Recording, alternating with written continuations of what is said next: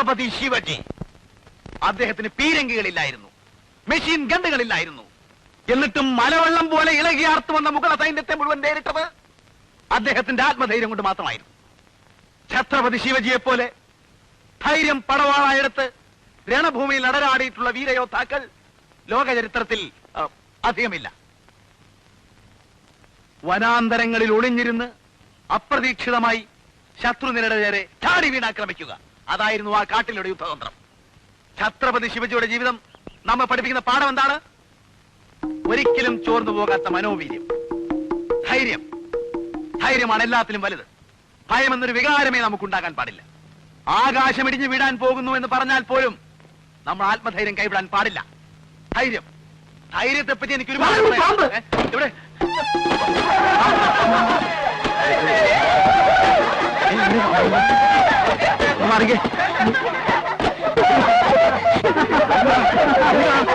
എന്താ പാമ്പ്? പാമ്പോ? എവിടെ പാമ്പ്? എവിടെ? തന്നോടാ ചോദിച്ചത് പാമ്പ് എവിടാന്ന്? പാമ്പവിടെ? ആകാശം ഇടിഞ്ഞു വീണാലും ധൈര്യം കൈവിടുന്ന സാർ പറഞ്ഞില്ലേ? എങ്കിൽ സാറിനെ തന്നെ ഒന്ന് പരീക്ഷിച്ച് കളയാൻ ഞാൻ.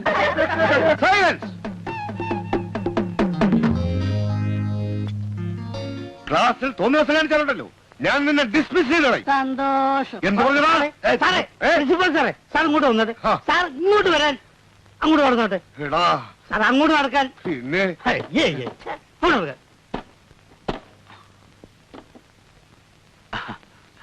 ചുമ്മാ പറഞ്ഞാണല്ലേ? പെട്ടെന്നുള്ള ആവേശത്തിന് ആ പയ്യന് കയറി ഡിസ്മിസ് ചെയ്താ മാസം കിട്ടുന്ന 10-25 രൂപയാണ് നഷ്ടം. പ്രിൻസിപ്പാളെന്ന് കരുതിയിട്ട് എന്ത് വിവരത്തോടെ കൂടി ചെയ്യാന്നോ? മാസാമാസം ശമ്പളം ചോദിക്കുമ്പോ കൈമലർത്തി കാണിച്ച് ഞങ്ങൾ ഇട്ടോട് പോകും. തന്നോട് പോ. ഓ, നിന്റെ ഒക്കെ ക്ലാസ്സിന് പിന്നെ ഗുണം കൊണ്ടാ കോളേജ് ഈ പരുവത്തിലായത്. കോളേജ് കോളേജ്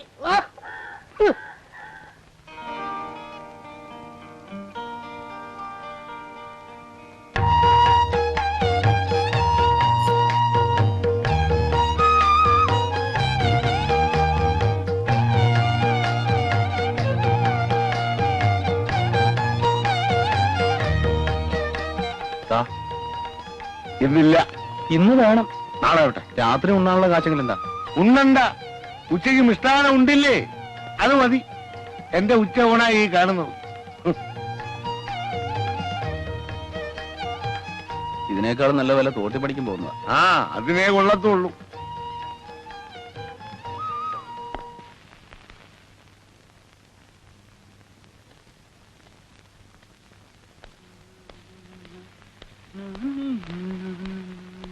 അതാക്കോ ഞാൻ മോഹൻദാസാ എന്താടോ?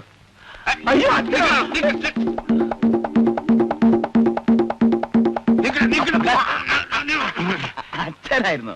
അച്ഛനെന്താ ഇവിടെ? നീ എന്തിനാ ഓടിയത്? ഞാൻ വിചാരിച്ചു. എന്ത് വിചാരിച്ചു? എന്താ വിചാരിച്ചു?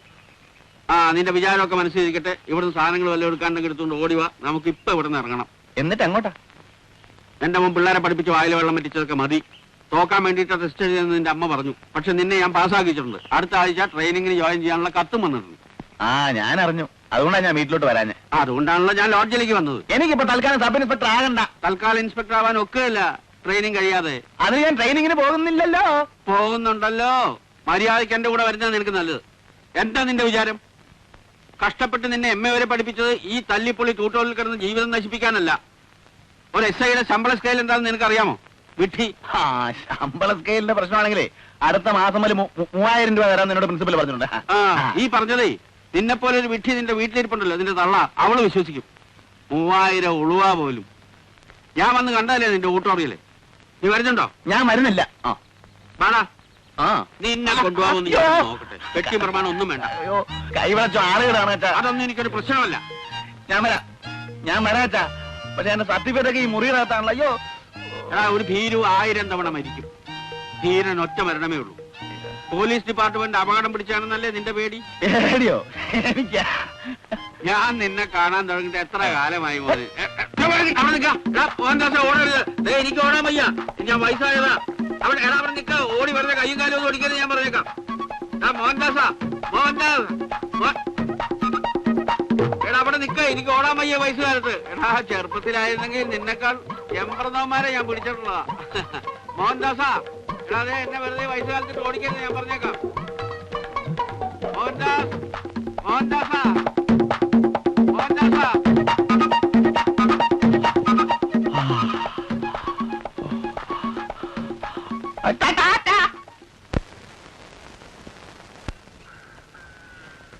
എന്നാ പിന്നെ നിങ്ങൾ നടന്നു. ഈ പിള്ളേരുടെ കയ്യിൽ നിന്ന് ഫീസ് വാങ്ങിച്ചിട്ട് വാടക കൊടുക്കാമെന്ന് തോന്നുന്നില്ല. ഞാൻ പോയി വല്ല വലിയ ബാഗ് തപ്പട്ടെ. നല്ലതാ. തപ്പുമ്പോ ഇച്ചിരി കൂടുതൽ തപ്പിക്കോ.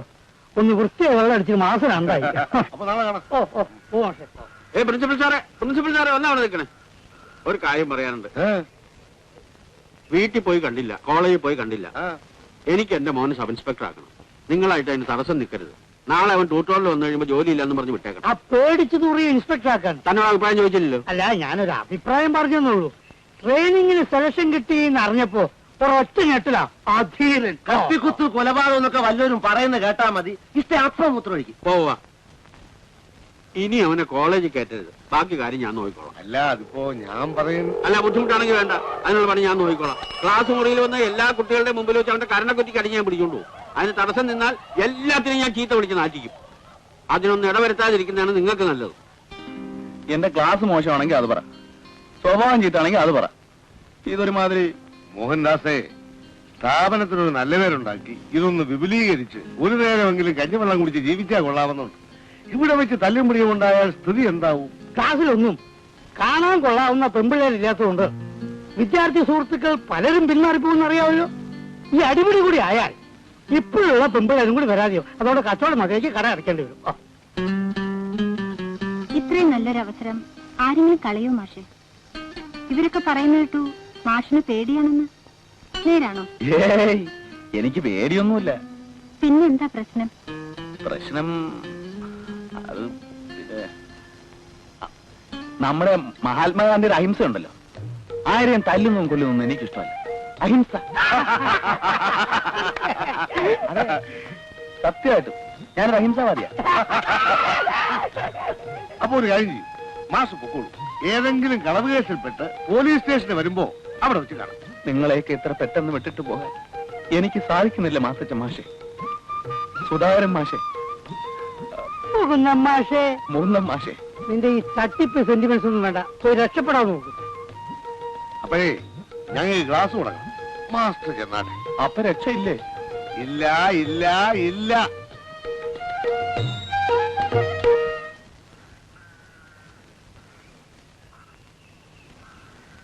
ദേവയാനി ടീച്ചറെ, അറിഞ്ഞോ അറിയാതെയോ നിങ്ങളോട് വല്ല തെറ്റും ഞാൻ ചെയ്തു പോയിട്ടുണ്ടെങ്കിൽ എന്നോട് ക്ഷമിക്കണം. മാഷ് ഇതുവരെ തെറ്റൊന്നും ചെയ്തായി ഓർക്കുന്നില്ല. ഇല്ലേ? ഇല്ല. എന്നാ ഞാൻ പോട്ടെ. ട്രെയിനിങ്ങിന് പോകുന്നു, അത് ഗാന്ധിജിയുടെ അഹിംസാവാദത്തിൽ തന്നെ ഉറച്ചു നിൽക്കുന്നു. അത് പിന്നെ ഈ മാത്തച്ഛൻ മാഷയും മറ്റും വിചാരം ഞാൻ കള്ളം പറയുന്നതെന്നാ. സത്യമായിട്ടല്ല ടീച്ചറെ.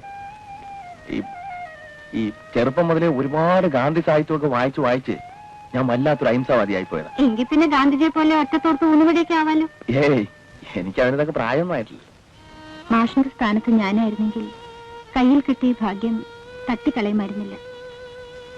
മാഷക്കറിയോ, ഹോസ്റ്റലിലെ വാടക കൊടുത്തിട്ട് 2 മാസമായി. ഞാൻ വല്ലത് അയച്ചു കൊടുത്തിട്ട് വേണം ഇല്ലത്തെ അടുപ്പിൽ തീ പൂട്ടാൻ. വേറെ ഒരു മാർഗം ഇല്ലാത്തത് കൊണ്ടാ ഈ നശിച്ച ട്യൂട്ടോറിയൽ കാലം കഴിക്കുന്നത്. മാഷെങ്കിലും രക്ഷപ്പെടാൻ നോക്ക്. ഇല്ലത്തെ ആരൊക്കെയുണ്ട്? അച്ഛനും ഒരനിയനും, അമ്മയില്ല. I am sorry. ടീച്ചർ ഒരു പ്രാരാബ്ധക്കാരിയാണെന്ന് കണ്ടപ്പോ തോന്നിയില്ല. പറയാൻ കാരണം മറ്റൊന്നുമല്ല, നമുക്കൊക്കെ രക്ഷപ്പെടാൻ ചിലപ്പോൾ ജീവിതത്തിൽ ഒരു ചാൻസ് കിട്ടിയെന്ന് വരും. ഇതങ്ങനെ ഒരു സന്ദർഭമാണെന്ന് കരുതിക്കോളൂ. Best of luck.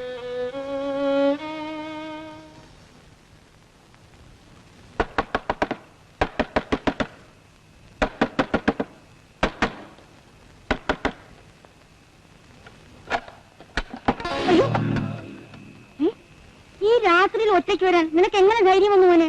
പഠിക്കൽ വരെ മൂത്തടുത്ത രാമേട്ടുണ്ടായിരുന്നു. ആഹാ, അതെന്താ അമ്മ അങ്ങനെ ചോദിച്ചത്? രാത്രിയിൽ ഞാൻ ഒറ്റയ്ക്കൊന്ന് എന്നെ ആരെങ്കിലും പിടിച്ച് വിഴുമോ? ഇന്ന് എത്ര കാലം കൊണ്ട് ഞാൻ കാണുന്നു മോനെ. അമ്മ എന്ത് കണ്ടു? ഒരു കുന്തവും കണ്ടിട്ടില്ല. അത് ശരി, നീ വല്ലതും കഴിച്ചോ? എനിക്കൊന്നും വേണ്ട. ആ, എന്റെ ജോലി പോയമ്മേ. സന്തോഷം. സന്തോഷം? സ്വന്തം മകന്റെ ജോലി പോയ സന്തോഷിക്കാ വേണ്ടത്. ഇങ്ങനെ സമയം ഞാനും കണ്ടിട്ടില്ല. ഇപ്പൊ കണ്ടില്ലേ? ഓ, ഒരു വലിയ കോളേജ് അധ്യാപകൻ. നീ അവിടെ പട്ടിണി കിടക്കുകയാണെന്ന് ഞാൻ അറിഞ്ഞു. ആർക്ക് വേണ്ടിയാടാ ഈ ത്യാഗമൊക്കെ? നിന്റെ ഭാര്യയും മക്കളെയും പോറ്റാനോ? അത് ശരി. അപ്പൊ അമ്മയെ ഇപ്പൊ ശത്രുപക്ഷത്താണല്ലേ? സ്വപ്നം കണ്ടിരുന്നാ മതി. ഓ, സബ് ഇൻസ്പെക്ടറുടെ അമ്മയാകാൻ എന്തോ കൊതിയാണെന്നറിയോ? അയ്യടാ, പോലീസ് പണിക്ക് നീ കൊള്ളത്തില്ലെന്നും നീ പേടിത്തൊണ്ടനാണെന്നും എനിക്ക് അറിഞ്ഞൂടെ? നിന്റെ അച്ഛനെ പോലെ എനിക്ക് തലയ്ക്ക് വട്ടൊന്നുമില്ല. അമ്മേ, എന്നെ പേടിത്തൊണ്ടെന്ന് വിളിക്കുന്നത് മാത്രം എനിക്ക് ഇഷ്ടമല്ല. എനിക്ക് കുറച്ച് അഹിംസവാദം ഉണ്ട്, അത് ഞാൻ സമ്മതിച്ചു. അല്ലാതെ പേടിയൊന്നുമില്ല. അമ്മ ബെറ്റ് വെക്കുന്നു, ഈ ഇരുട്ടത്ത് ഞാൻ ഒറ്റയ്ക്ക് ഈ വീടിന്റെ പടിക്ക് പോയി നിൽക്കുന്ന അമ്മയ്ക്ക് കാണണം. അയ്യോ, അങ്ങനെ സാഹസങ്ങളൊന്നും കാണിച്ചു കളയരുതേ. ആ, അങ്ങനെ വഴിക്കുവാ. നിനക്ക് ചോറോ കഞ്ഞിയോ വല്ലതും വേണോ? എനിക്ക് വേണ്ടെന്ന് പറഞ്ഞില്ലേ? എന്നാ ചെന്നിരുന്ന് ഉറങ്ങാൻ നോക്ക്. എന്നെ കൊല്ലിക്കാൻ നടക്കുന്ന ആളെവിടെ? ആര്? എന്റെ ഫാദർ. ഊണ് കഴിഞ്ഞ് കത്തിക്കരി കിടന്ന് പോത്തിനെ പോലെ മുക്കറിയിരുന്നത്. ആ, ഇടട്ടെ ഇടട്ടെ, നല്ലോണം ഇടട്ടെ. ഏ?